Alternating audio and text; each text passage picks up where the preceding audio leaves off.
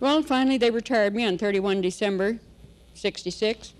Thanks to our highly automated pension system, I got my first pension check on the 1st of April.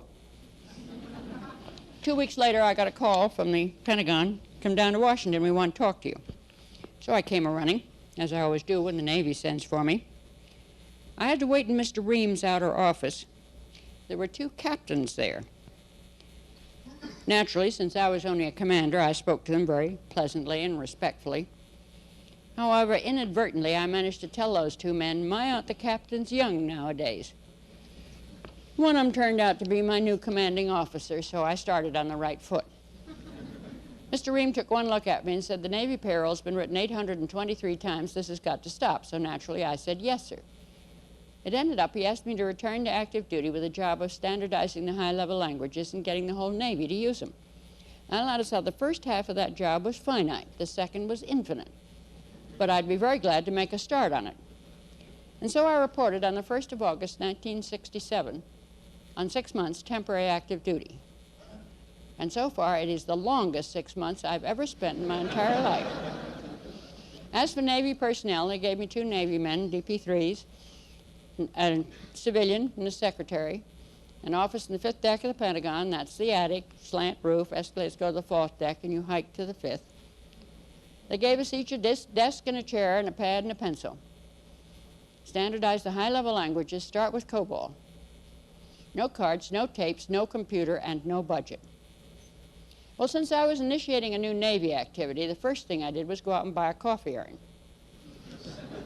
The second thing I did was teach my new crew the things the chief had taught me during World War II.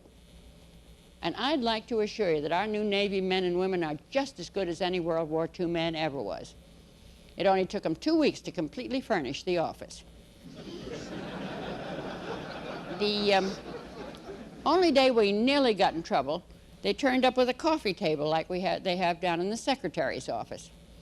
The captain took one look at it and said, "Where'd you get that?"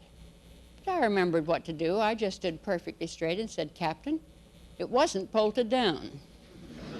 So that became one of our mottos: if it isn't bolted down, bring it home. In fact, we did so well that the junior officers at NAVCOSAC eventually gave us our own flag. It's a beautiful nylon boat flag with grommets and everything on a pole beside my desk. And it's a skull and crossbones. And to the best of my knowledge, we were the only office ever in the entire Pentagon to openly fly the Jolly Roger and operate under its aegis. Of course, I also taught my crew that when we go out to get something, always liberate from the Air Force first, because they have everything and don't know how much they got. Second, if you can't get it that way, try the Army, because they have almost everything and they can't count. And there's no use trying to liberate anything from the Seabees or the Marines, because they liberated it to begin with. We survived, one way or another, on no budget.